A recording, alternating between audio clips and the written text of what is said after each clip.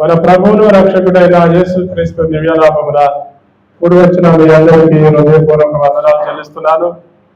దేవుని మహాకృపను బట్టి ఈ రీతిగా దేవుని సన్నిధిలో చేరి దేవుణ్ణి స్తుతించడానికి, గణపరచడానికి దేవుడు మనకిచ్చిన ఈ భాగ్యం ఎంతో గొప్పది. దేవుని దృఢమైన మనం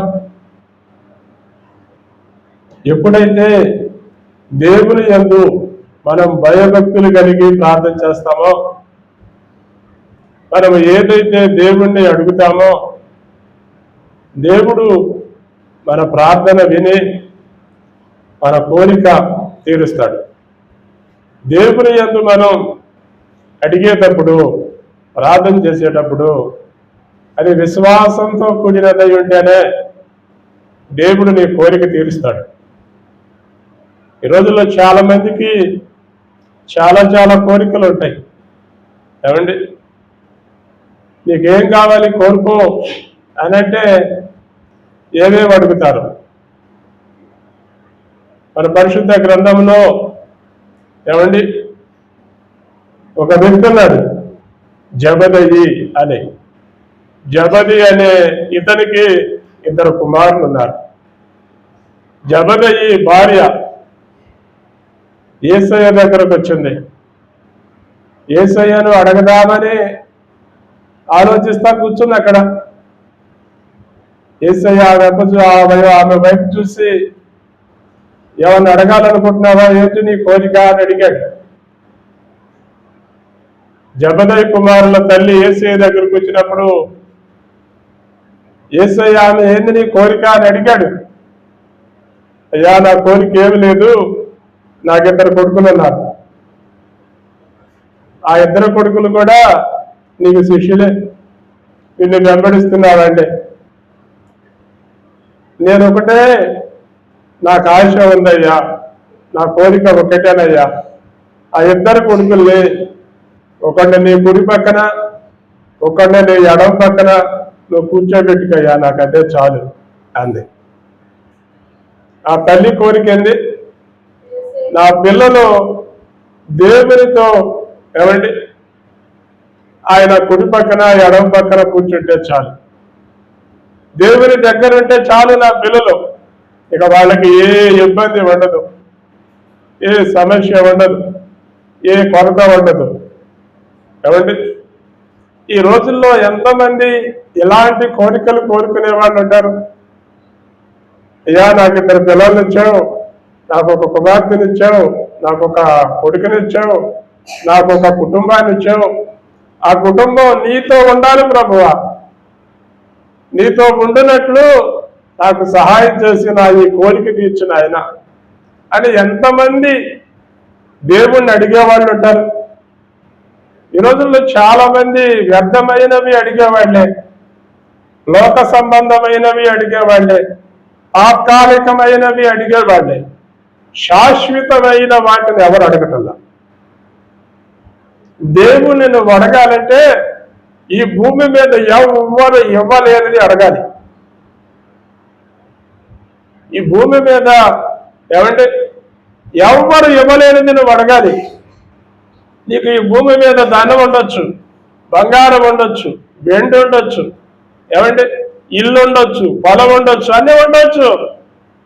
అవి ఉండా లేకపోయినా నువ్వు ఏ రోజుకు ఆ రోజు పని చేసుకుని బ్రతకగలవు, జీవించగలవు. ఏమండి, అవి ఉన్నా లేకపోయినా బ్రతకగలవు. కానీ దేవుడు లేకపోతే నువ్వు బ్రతకలేవు. దేవుడు నీ పట్ల లేకపోతే ఏమండి నువ్వు నిత్యం జీవించలేవు.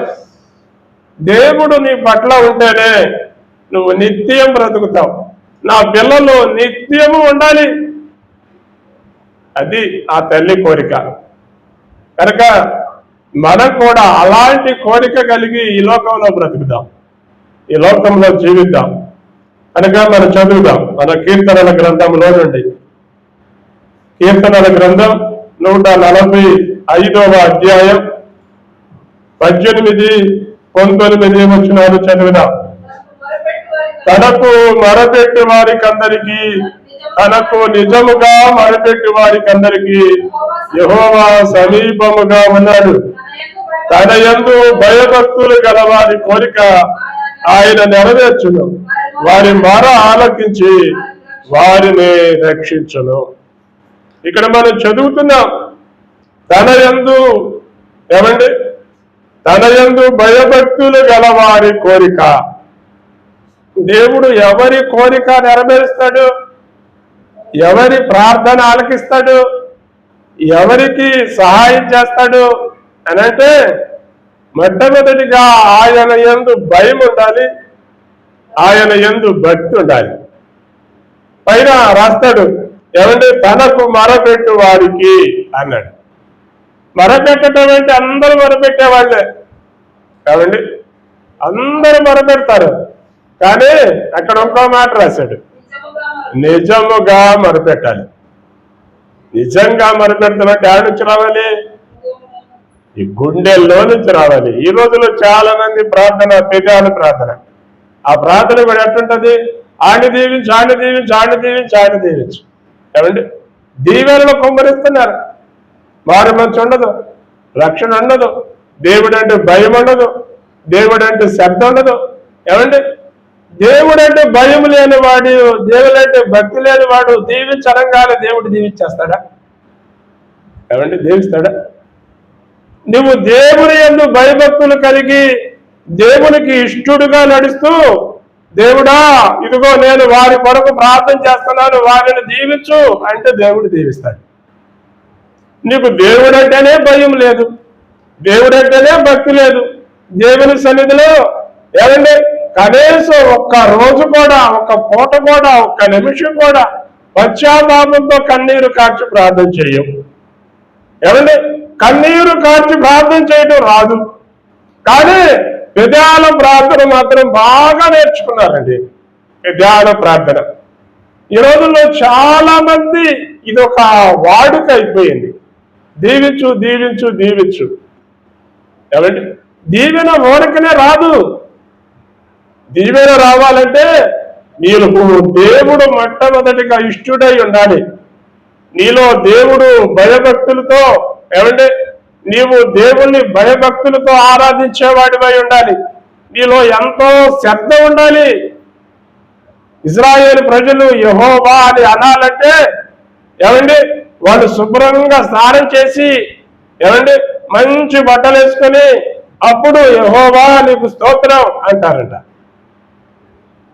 ఏమండి, ఎందుకు? ఆయన నామాన్ని వ్యర్థంగా మనం పలకూడదు. దేవుని నామాన్ని వ్యర్థంగా పలికితే మనకు ఎన్నో సమస్యలు వస్తాయి, ఎన్నో ఇబ్బందులు వస్తాయి, ఎన్నో ఆటంకాలు వస్తాయి. దేవుని నామాన్ని పలకాలంటే నీకు భయం రావాలి. కానీ ఈ రోజుల్లో ఎంతమందికి భయం ఉంటుంది? అందుకనే ఇక్కడ మనం చదువుతున్నాం, దేవునికి నువ్వు మొరపెట్టాలంటే నువ్వు నిజంగా మొరపెట్టడం నేర్చుకోవాలి. నిజంగా మొరపెట్టాలి. నిజంగా నువ్వు ఎప్పుడు మొరపెడతావు? ఇదే మన పరిశుద్ధ గ్రంథంలో శతాధిపతి అనే ఒక అతను ఉన్నాడు. చెప్పిన మాటలే. శతాధిపతి అనే ఇతను ఏమంటే రోమియుడు. దేవుడంటే భయం కలిగిన వాడు, దేవుడంటే భక్తి కలిగిన వాడు. ఏమంటే అన్యుడు. ఇజ్రాయేలు ప్రజల దృష్టిలో ఇతడు అన్యుడు. ఏమంటే దేవుని బిడ్డలు ఎవరంటే ఇశ్రాయేలీలే దేవుని బిడ్డలు. ఇంకా వాళ్ళందరినీ అన్యులుగా పోల్చారు. అంటే దేవునికి ఏమంటే అవిధేయులుగా పోల్చారు. అందుకనే ఇతడు రోమియుడైనప్పటికీ దేవుడు చేసిన అద్భుతాలు విన్నాడు, ఆయన చేసిన మహత్కార్యాలు విన్నాడు. ఒకవేళ ఆయన ఏమైనా అద్భుతాలు చేసినప్పుడు ఈయన కూడా చూశాడేమో. ఏది ఏమైనప్పటికీ ఇతడు ఆ ఇశ్రాయేలీల దేశంలో ఒక మంచి పేరు కలిగిన వాడు, మంచి మనిషి, మంచి మనసున్నవాడు. ఇతనికి శతాధిపతి అంటే 100 మంది సైనికులు ఉంటారు. ఇతని కింద 100 మంది సైనికుల్లో ఒక సైనికుడికి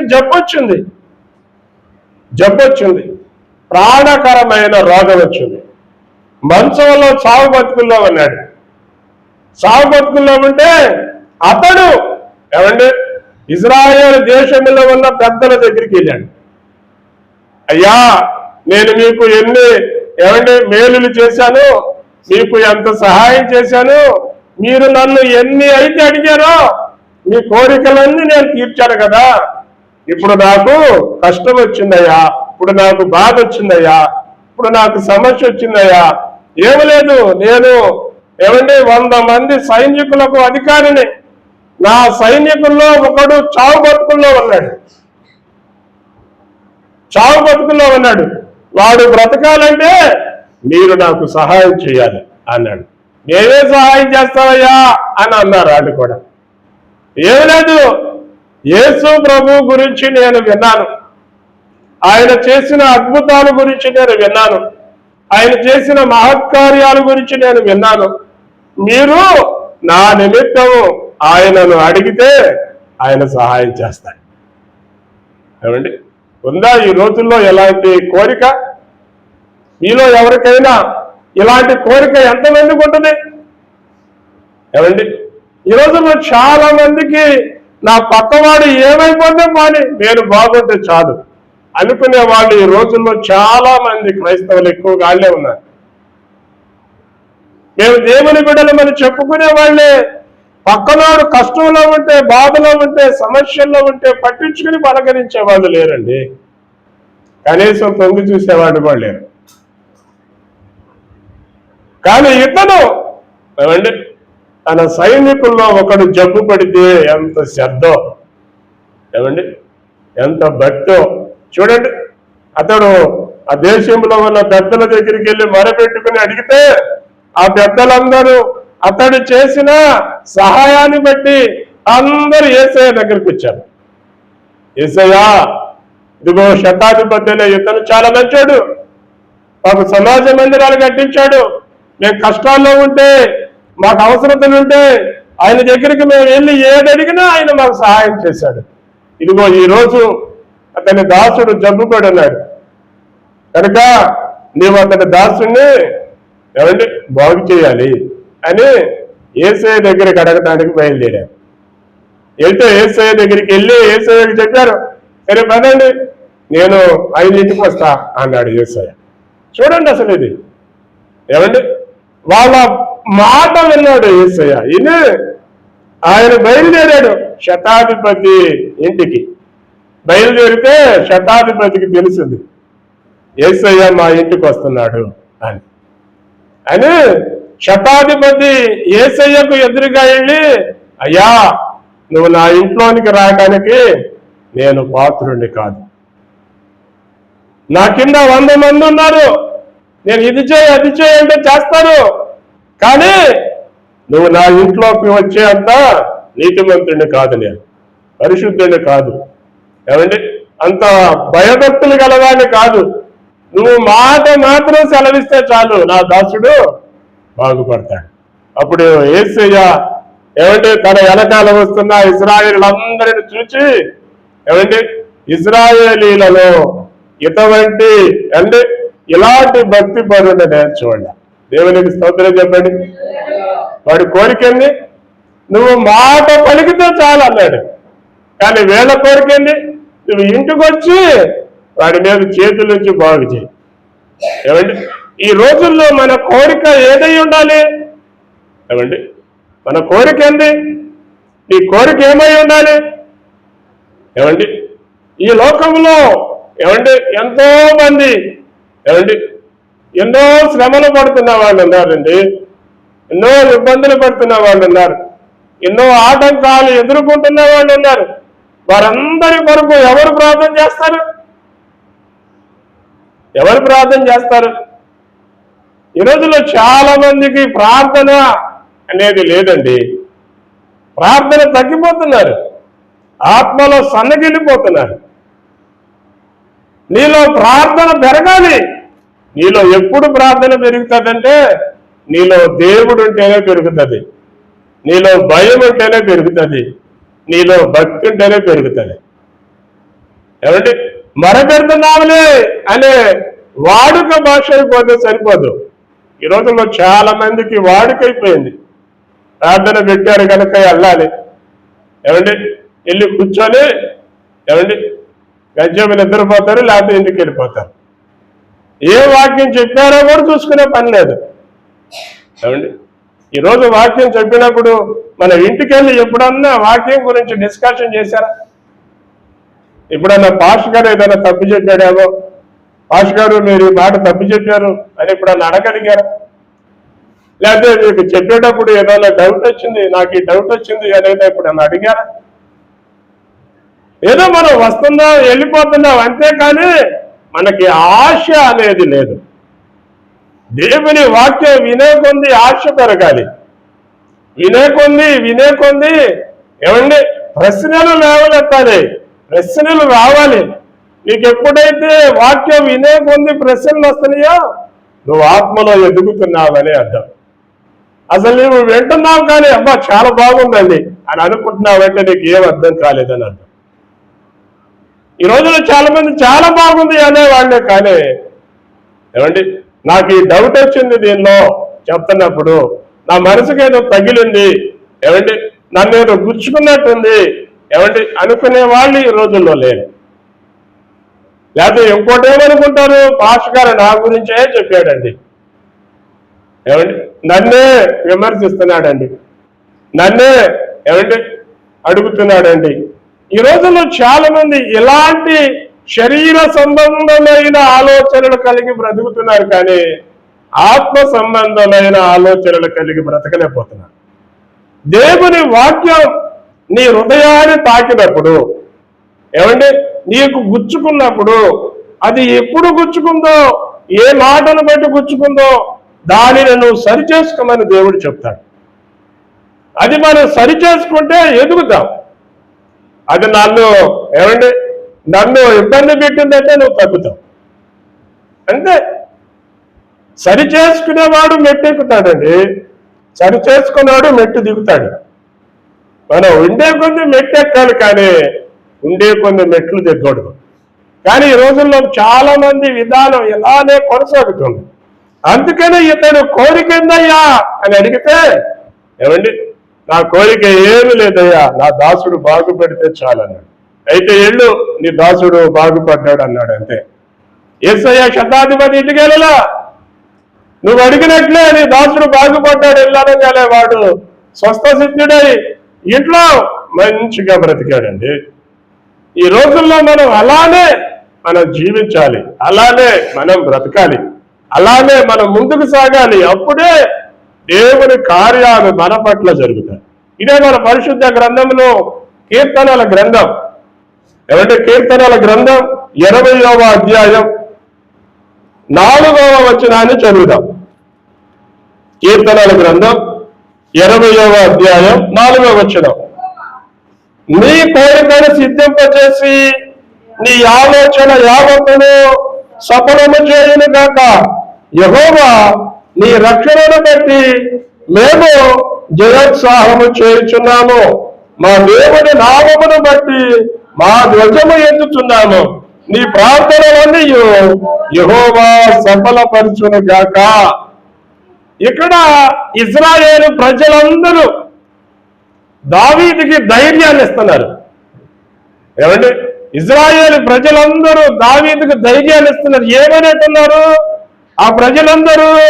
ఇక్కడ మాట్లాడుతున్నారు వారు, నీ కోరికను సిద్ధింపచేసి నీ ఆలోచన యావత్తు దేవుడు సఫలం చేస్తాడయ్యా, నువ్వు భయపడద్దు, నువ్వు దిగులు పడద్దు అని అంటున్నారు.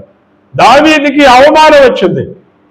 ఏమండి దావీదుకి ఎందుకు అవమానం వచ్చింది, ఎందుకు కష్టం వచ్చింది, ఎందుకు బాధ వచ్చిందంటే దావీదు ఏమండి రాజుగా అభిషేకించబడినప్పుడు సౌలు చాలా సార్లు దావీదుని చంపుదామని తరుగుతుంటే దావీదు పక్క దేశాల్లోకి వెళ్ళి దాక్కున్నాడు.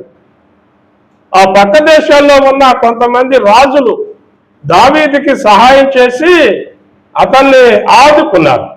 వాళ్ళలో ఒకడు అమ్మోనీయుల రాజు దావీదుని ఆదుకున్నాడు. ఏమండి ఆదుకుని దావీదుకి సహాయకుడుగా నిలిచాడు. దావీదుని ఆదుకుని దావీదుకి సహాయకుడుగా నిలిస్తే దావీదు అతని దగ్గర కొంతకాలం జీవించగలిగిన తర్వాత ఏమండి అతడు సౌలు చనిపోయినాక ఇశ్రాయేలీయులకు రాజు అయ్యాడు. రాజైపోయి పరిపాలన చేస్తూ ఉన్నాడు. అతడు రాజయ్య పరిపాలన చేస్తుండగా ఈ అమ్మోను రాజు చచ్చిపోయాడు. అమ్మోను రాజు చచ్చిపోయాడని దావీదుకు వర్తమానం వచ్చింది. ఏమండి దావీదుకు వర్తమానం వస్తే దావీదు తనకు బాగా స్నేహితులైన కొంతమంది సైనికులను ఏమండి అమ్మోను కుమారుని పరామర్శించమని కొంత బంగారము, కొంత వెండి, కొంత తీసుకుని అతని దగ్గరికి వెళ్ళి అతన్ని పలకరించండి, అతని కుమారుని బలపరచండి, నేను అతనికి తోడుగా ఉంటానని చెప్పండి అని కొంతమందిని పంపించాడు. అమ్మోను రాజు దగ్గరికి కొంతమందిని పంపిస్తే వీళ్ళందరూ అమ్మోను రాజు దగ్గరికి వెళ్తున్నారు. వెళ్తుంటే అక్కడున్న అమ్మోను రాజు ఏమండి సైనికులు కొంతమంది ఉన్నారు. అంటే సైనికులు అంటే ఎవరు? సలహాదారులు. అమ్మోను రాజు కుమారుడితో చెబుతున్నారు, దావీదు సైన్యము నిన్ను పలకరించడానికి, నిన్ను ఓదార్చడానికి, నిన్ను బలపరచడానికి వస్తున్నారు అనుకున్నావా? కాదు, వాడు వేగుల వారుగా నీ దేశానికి వస్తున్నారు. నీ దేశానికి వచ్చి నీ దేశం ఎలా ఉందో చూచి నిన్ను కూడా చంపి నీ దేశం అంతా దోచుకుపోతారు, నువ్వు జాగ్రత్త. వాళ్ళు వచ్చినప్పుడు అని అన్నారు. వాళ్ళు ఏమంటే అమ్మోను రాజు కొడుక్కి సలహా ఇస్తే వాళ్ళు రానే వచ్చారు. ఏమండి రానే వస్తే వాళ్ళందరినీ ఈ అమ్మోను రాజు కొడుకు ఏం చేశాడో తెలుసా? ఏమండి వాళ్ళ చొక్కాలు వెనకాల గొడ్లు ఉంటాయి కదా, గొడ్లుంటే ఇదిగో ఇక్కడి నుంచి పిల్లల దాకా చొక్కాలు చింపేశారు, వాళ్ళకున్న వస్త్రాలు చింపేశారు, వెనకాలంతా ఓపెన్ అయిపోయింది. వాళ్ళకి సగం మేసం తీసేశారు, సగం గడ్డం తీసేసి వెనకాల ఆకులు కట్టి వాళ్ళని ఎగతాళి చేశారండి.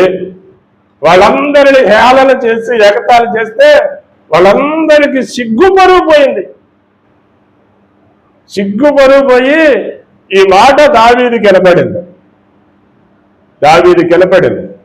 వినపడితే దావీదు ఎదురొచ్చి వీళ్ళు మన దేశంలోనికి ఇప్పుడల్లా రావకండి, మీకు మరలా మేసాలు మలిసి మరలా మీకు గడ్డాలు వచ్చి మరలా మీకు బాగున్నప్పుడు అప్పుడు వద్దురు అనే వాళ్ళని ఒక ప్రాంతంలో పెట్టి ఏమంటే దేవుని సన్నిధిలో ప్రార్థన చేయడానికి ప్రారంభించాడు. దేవుని సన్నిధిలో అతను ప్రార్థన చేస్తున్నప్పుడు ఇజ్రాయేల్ ప్రజలందరూ అంటున్నారు ఈ మాట. ఏమని అంటున్నారు? ఆపత్కాలమందు యెహోవా నీకు ఉత్తరం ఇచ్చును గాక, యాకోబు దేవుని నామము నిన్ను ఉద్ధరించును గాక, పరిశుద్ధ స్థలములో నుండి ఆయన నీకు సహాయం చేయును గాక, సియోనులో నుండి నిన్ను ఆదుకొనును గాక ధైర్యాన్ని ఇస్తున్నాడు. ఏమండి ఈ రోజుల్లో చాలా మంది ఏమండి పుండుంటే పుండు మీద కారం పోసేవాళ్ళే ఎక్కువ. ఏమండి అవమానపరుస్తుంటే పక్కనున్నవాడు కూడా అవమానపరిచేవాళ్ళే ఎక్కువ. ఏమండి నువ్వు బాధలో ఉన్నప్పుడు, దుఃఖంలో ఉన్నప్పుడు ఓదార్చాల్సింది పోయి ఏమంటే ఈ రోజులు ఏం చేస్తున్నారు? ఏమంటే బాధగా ఉన్నవాడికి ఇంకా బాధ పెడుతున్నారు. ఇదేనా దేవుడు నీకు నేర్పిన భక్తి? ఇదేనా నువ్వు నేర్చుకుంది? ఏమండి ఇలాంటి భక్తి మనం నేర్చుకోవాల్సింది. ఈ రోజుల్లో చాలా మంది భక్తి విధానం ఇదే. నువ్వు దుఃఖంలో ఉన్నప్పుడు, బాధలో ఉన్నప్పుడు ఓదార్చు, ఏమండి బలపరచు, లేకపోతే చేత కాకపోతే మౌనంగా ఉండు, తప్పు లేదు. ఏమండి కానీ గుచ్చకూడదు. ఏమంటే ఈ రోజుల్లో చాలా మంది గుచ్చేవాళ్ళు ఎక్కువ, విమర్శించేవాళ్ళు ఎక్కువ, దూషించేవాళ్ళు ఎక్కువ. ఏమండి అదే ఇతనికి ఎదురైతే అతను సైలెంట్ గా ఉన్నాడు. కానీ యెహోవా రాజు కొడుకు భయపడి డబ్బులు పెట్టి చుట్టుపక్కల దేశాల్లో ఉన్న మనుషులను కొనుక్కొచ్చుకున్నాడు, సైనికుల్ని కనుకొచ్చుకుని తనకు కాపలాగా తన దేశం దగ్గర పెట్టుకున్నాడు. దావీదు దేవుని సన్నిధిలో ప్రార్థన చేసి నేను వెళ్ళేదా అన్నాడు. వెళ్ళు, నేను నీకు తోడుగా ఉంటా అన్నాడు. అంతే. దావీదు వెళ్ళి యుద్ధం చేసి గెలిచాడు. ఎన్ని సమస్యలు వచ్చినా, ఎన్ని బాధలు వచ్చినా మనుషులు విడిచిపెట్టచ్చు, కానీ నమ్ముకున్న దేవుడు విడిచిపెట్టడు. నేను పూజించే దేవుడు విడిచిపెట్టడు. మనం దేవుడి వైపు చూస్తే దేవుడు విడిచిపెట్టేవాడు కాదండి. కానీ ఈ లోకం నిన్ను దూషించవచ్చు, విమర్శించవచ్చు, గుచ్చొచ్చు. నువ్వు మంచి చేస్తుంది, నువ్వు మంచి చేసినా నీకు విమర్శ వస్తుందంటే నువ్వు ధన్యుడవు. నీకు మంచి చేసిన విమర్శించినప్పుడు బాధపడి వెనక్కి వెళ్తున్నావంటే నువ్వు దేవుడంటే భయభక్తులు లేనివాడు. ఇదే నీకు అర్థం అవ్వాల్సింది. నీకు విమర్శ వచ్చినప్పుడు నిలబడ్డవాడు ధన్యుడు. నా నిమిత్తము జనులు మిమ్మల్ని నిందించి హింసించి మీ మీద చెడ్డ మాటలన్నీ పలుకున్నప్పుడు మీరు ధన్యులు. మీరు సంతోషించి గంతులు వేయండి, పరలోకంలో మీకు బహుమానము కలుగును. దేవునికి స్తోత్రం. నీకు పరలోకంలో బహుమానం కావాలంటే ఈ లోకంలో ఏమండి నీ కోరిక ఏందో నువ్వు తెలుసుకొని బ్రతకాలి.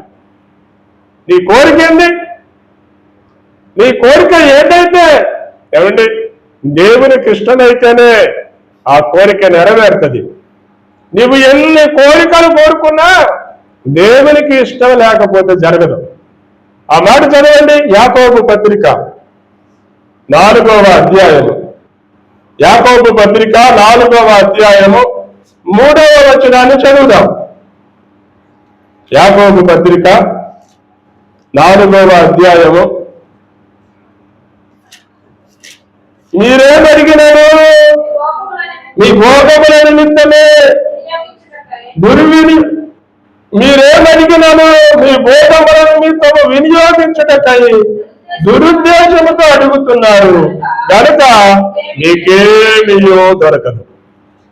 నువ్వేదడిగినా ఏమంటే దేనికోసం అడుగుతున్నావు?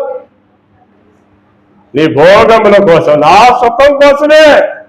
ఏమండి ఈ రోజుల్లో చాలా మంది వాళ్ళ సుఖాల కోసం అడిగాయే కానీ ఏమండి వాళ్ళ కోసం అడుక్కోవటమే కానీ పక్కనోళ్ళు పట్టించుకోరు. ఏమండి ఈ రోజుల్లో చాలా మంది పక్కనోళ్ళ గురించి అసలు పట్టించుకోరండి. అది భక్తి విధానం అవదు. ప్రతిరోజు నీ గురించి నువ్వు అడుక్కుంటావంటే అది ఎలా భక్తి అయింది? కానీ ఒక్కడేనా ఏమండి నేను ఒక్కడే బాగుంటే చాలు అని అనుకుంటే అది భక్తి అవ్వదు. నేను బాగుండాలి, నాతో పాటు నా సహోదరులు కూడా బాగుండాలి. అది మనం కోరుకోవాలి. అందుకనే మనం ఇక్కడ చదువుతున్నాం, మీలో యుద్ధములను పోరాటములను దేని నుండి కలుగుతున్నవి? మీ భోగేచ్ఛల నుండియే కదా. మీరు ఏమండి మీరు ఆశించుచున్నారు కానీ మీకు దొరుకుటలేదు.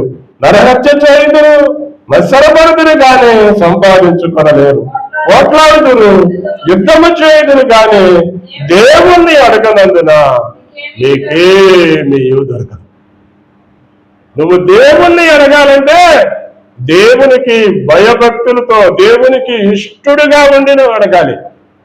అంతేగాని తడిపొడి పెదాలతో అడిగితే అది ఎప్పటికీ ఫలించదు, ఎప్పటికీ అవదు.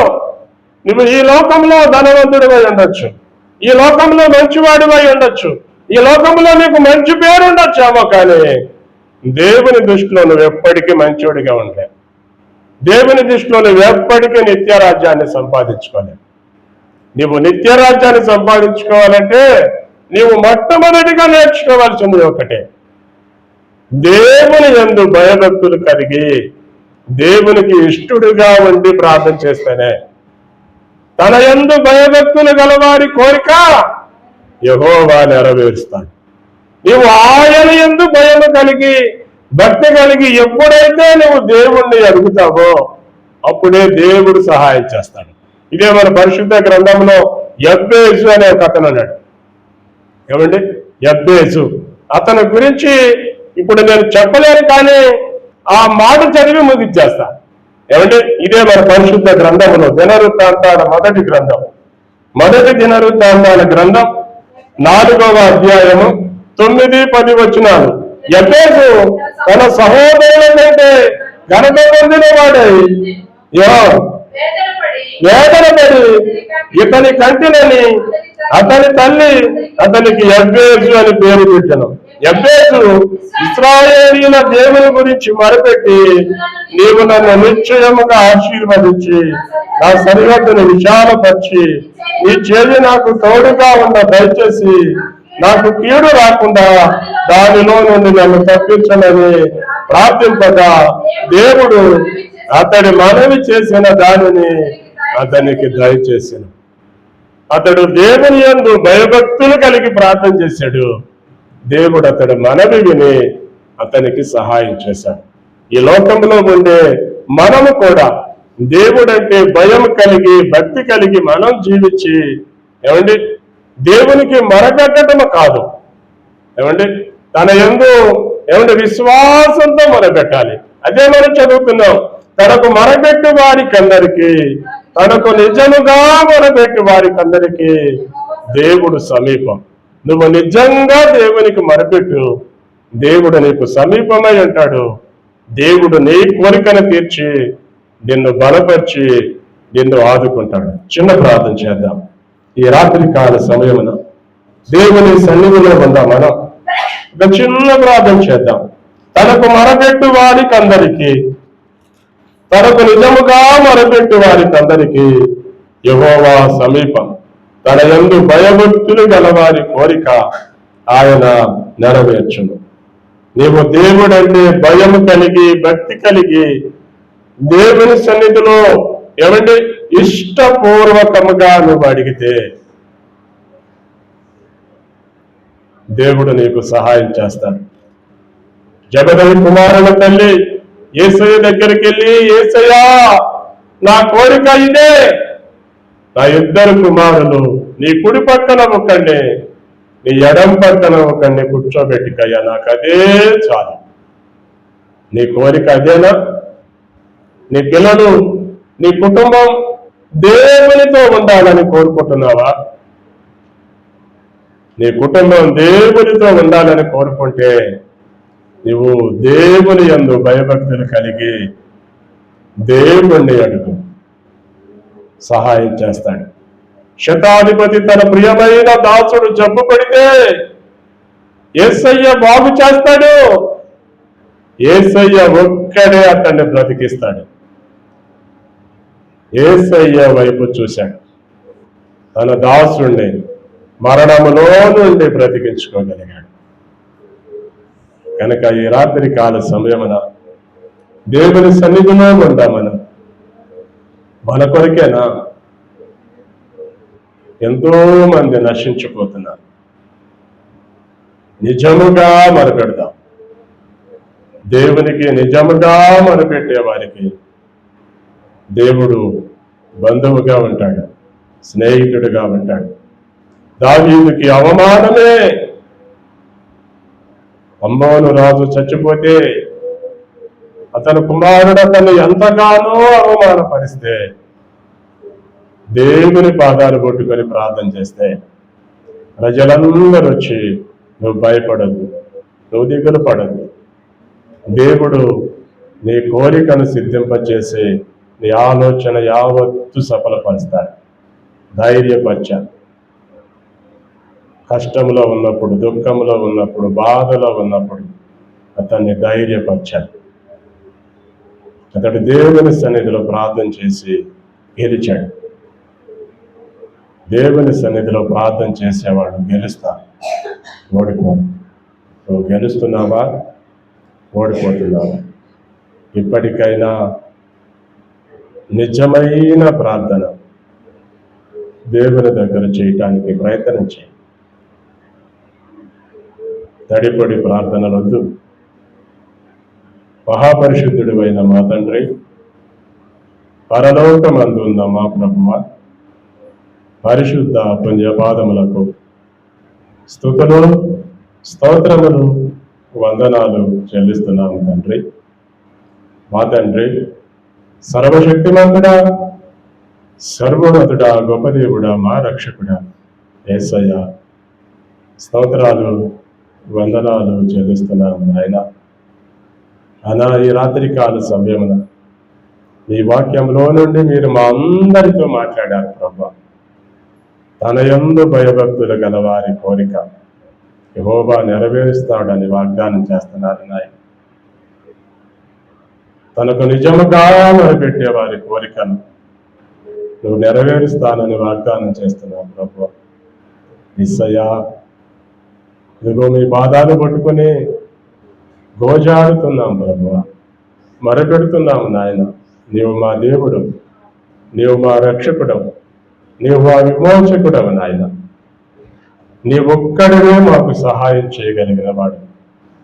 ఈ లోకంలో మాకు సహాయం చేసే వాళ్ళు ఎవ్వరు లేరు తండ్రి.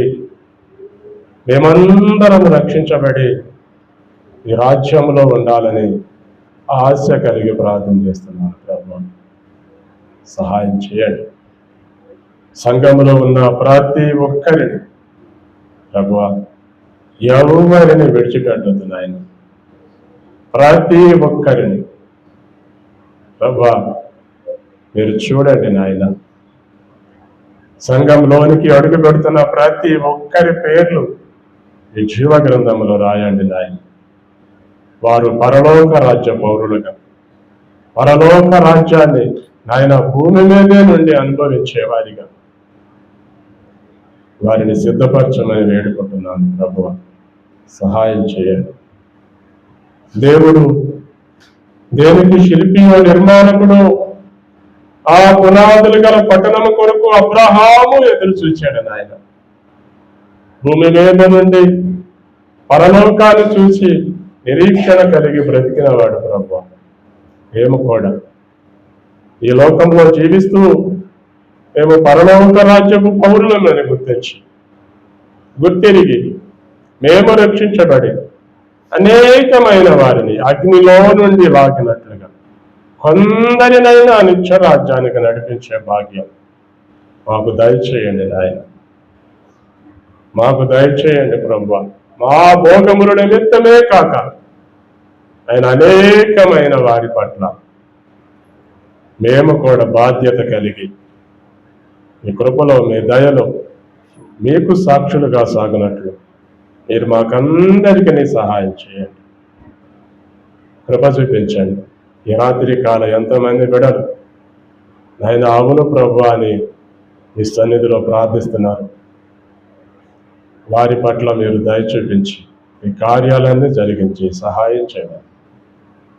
సర్వశక్తిమంతుడు, సర్వోన్నతుడు, గొప్ప దేవుడు, మా రక్షకుడు యేసుక్రీస్తు అతి శ్రేష్టమైన నామములోనే ప్రార్థించి స్తుతించి అడిగి వేడుకుంటున్నాము ప్రియ పరలోకపు తండ్రి.